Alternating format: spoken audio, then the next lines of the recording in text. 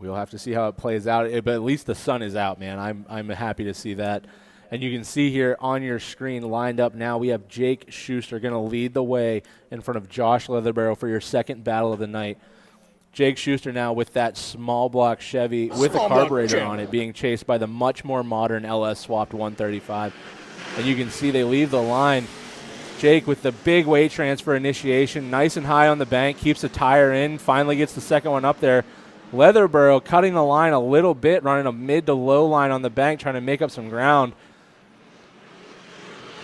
Jake misses that first inner clip by maybe just a couple of tires, completely forgoes the second, and he is getting into that final outside zone. Josh Leatherbarrow behind him trying to make up some ground, slowly closing in.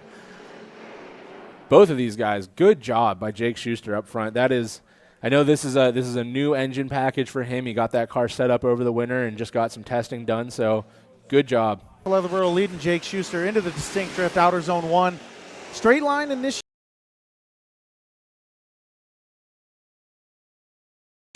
Tries to get that BMW. That's a lot of damage. Jake Schuster in the wall, losing parts off the back of that BMW E36. Leatherbarrow a little shallow, missing power waste inner clip 1. Transitions, trying to hit the inner clip 2. Stretching it out, trying to land both rear tires into outer zone 2. Coming up pretty shallow, finally getting some tires into that zone in the later stage of that zone. Slides up the bank a little bit, past the finish line. Wow, what a chase by Schuster there. Yeah, huh? that was a valiant effort for sure by Jake Schuster. And I will explain it here in the replay a little bit further what he did right, because, my goodness, the moment that you feel the back of that car touch a wall on a bank, it gets real hairy. And you can see what he does. The only thing you can do in this situation is to just keep it on the floor, stay in it, try to drive away from that wall, and Jake does exactly what he needs to do to keep that car safe. And you can see the transition now through that second inside zone. Leatherbarrow not quite getting down to where he needs to be, but Jake doing a very good job in chase, managing the line, matching the line of Josh in front of him. And I just can't say enough about that. Hitting the bank wall like that and maintaining, and there you go. Jake Schuster earned it. He's moving on, knocking out Josh Leatherbarrow here. All right, as we see here, Troy Manor is going to be leading Jacob Schuster in Jake's 358 BMW, small block Chevy, BMW E36.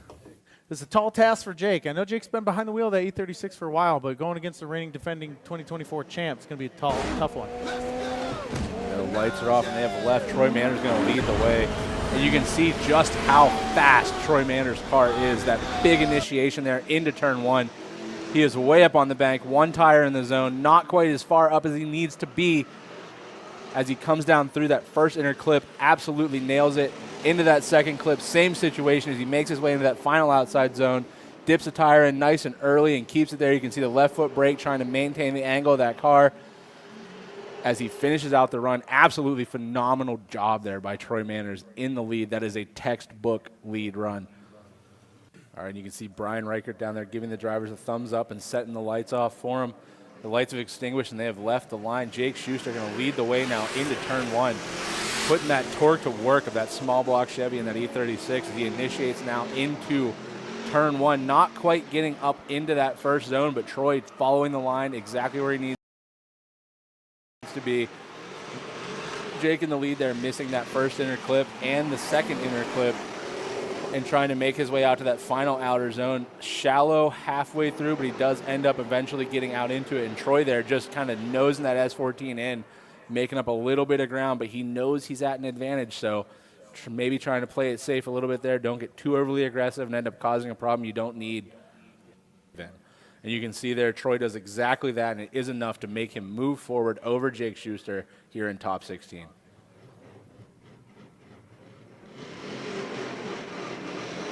Next to the line here is Tom Snyder and Mo Aldamine. Mo Aldamine is going to be leading Tom. Mo's car looks phenomenal with these lights. Two of the nicest dudes you'll meet in the pits.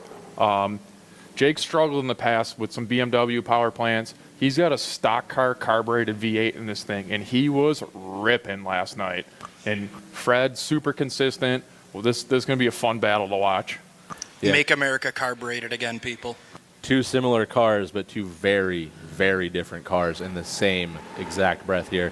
Jake Schuster going to get the chance to lead first. Ugh. You can see spinning the tires all the way from the line, using all that V8 torque to initiate here. And Fred Maybach leaving, maybe a 1 or 2 car gap there. You can see Schuster maybe getting a tire out of the back of that zone. Fred making up some ground, though, for sure, as they do not get into that first inner clip. They come to that final outside zone. Fred, maybe a 1.5 car gap between the two.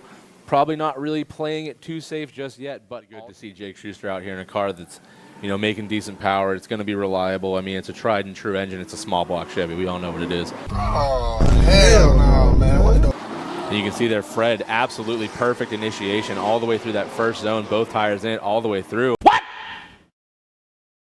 What the fuck? Schuster pulling up a little bit tight there, way inside of that zone. Fred, though, doing a fantastic job in lead, filling all that zone, making it to the inner clip. You can see now the transition into that final outer zone. Fred, with what I would consider to be a textbook lead run. Schuster trying what he can there to make up some ground. Fred's car also deceptively fast. Jake Schuster just trying to make up the ground where he can there in the chase. And Fred inevitably will get the win there in a unanimous decision over Jake Schuster. Of the line, coming from Hemlock, New York, in a 358 carbureted small block Chevy swapped E36. Driver number 487. And out of the chicane, Josh Leatherborough is leading Jake Schuster into outer zone 1. A little bit of a wonky initiation from Josh. Looked like a double clutch in, handbrake initiation. Jake going pretty shallow, trying to keep up in that proximity here with Josh. Josh standing on the throttle through that touch and go. Jake is struggling to try and keep up with Josh. He's all over the place in the chase, sailing his car 4 off into the chase. Josh just needs to finish with a solid lead run here. Make sure he's hitting all the zones. Jake isn't in the picture right now. He's bus lengths behind Josh right now. Josh standing on the throttle into outer zone 3, trying to carry that momentum into the last inner clip. It looked like it was a little bit of a struggle for Jake there. So, yeah, and there was as they were coming through that final turn, you could hear Jake's car in the background of Josh Leatherborough's car, making a bit of a weird exhaust note. I'm not sure if maybe he dropped a cylinder and that's ultimately why he ended up losing all that ground, was because the car just simply wasn't running right. For everything it's worth, Zach, I really hope there's nothing mechanically wrong with Jake's car, because he has put so much time and effort to get that car running, to get out here, especially with such a unique swap and a unique chassis. He's put so much time into that car.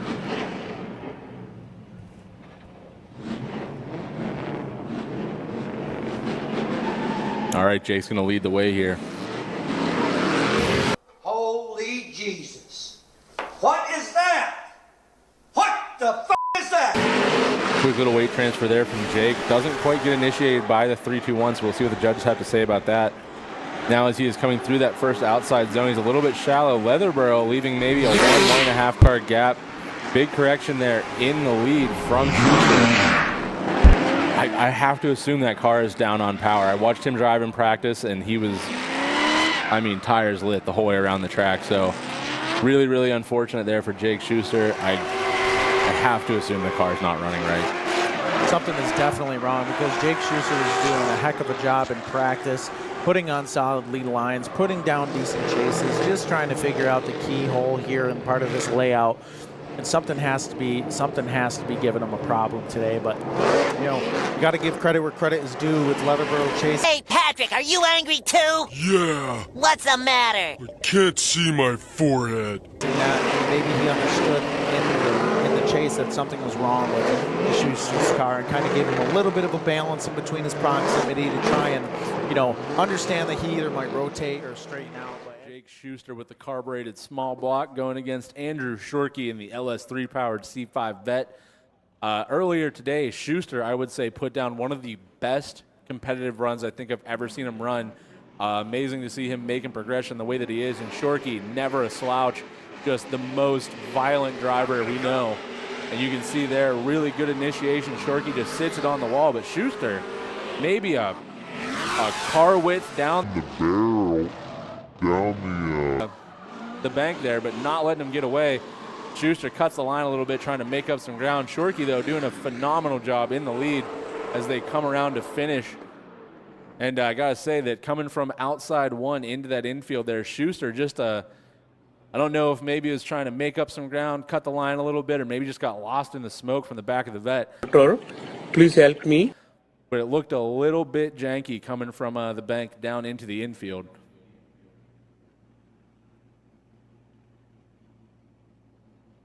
And you can see just the difference between these two cars, the amount of smoke coming off the back of the vet. And you can see right there, Schuster just kind of peeks through the smoke and ends up a little bit shallow, and he's got to dig his way back out. Shorkey, though, unfazed, just staying on line, doing everything he needs to do there in the lead. And really interesting to see what happens here. I know that Schuster was running a really, really nice lead line, and I'm hoping that Shorkey saw that and has the confidence to really get up there, because Shorkey is one of the most aggressive chase drivers I know personally. Schuster with a straight line initiation. He's a little bit shallow, but he's making his way back up to the wall there as they come around the bank. Shorkey giving him maybe a 2 or 3 car gap there as they come now to the infield. Schuster fills that little touch and go zone into that second outside through the inner clip, now to the final outside zone. Very similar spacing there to finish out the run between the two guys. Shorkey, though, You know, this is an interesting spot. Jake leaves the course completely. just making all kinds of smoke.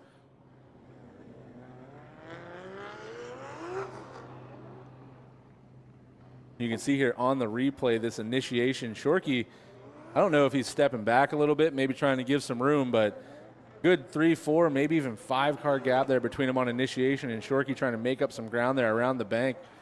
You just dipping a tire into that zone as Jake Schuster in the lead now through that outside zone in the infield, past the inner clip. And Shorkey, I mean, I feel like he's maybe giving him some room. I know that he can get closer to that. Maybe Schuster's car is deceptively fast.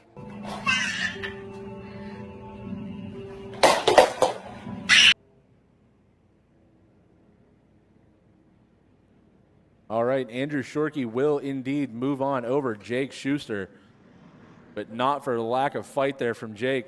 Got to give it to him, buddy, for putting the small block in the E36 and coming out looking absolutely fantastic. And Shorkey, as we all know, is not the first guy you want to pull here in the first round of brackets.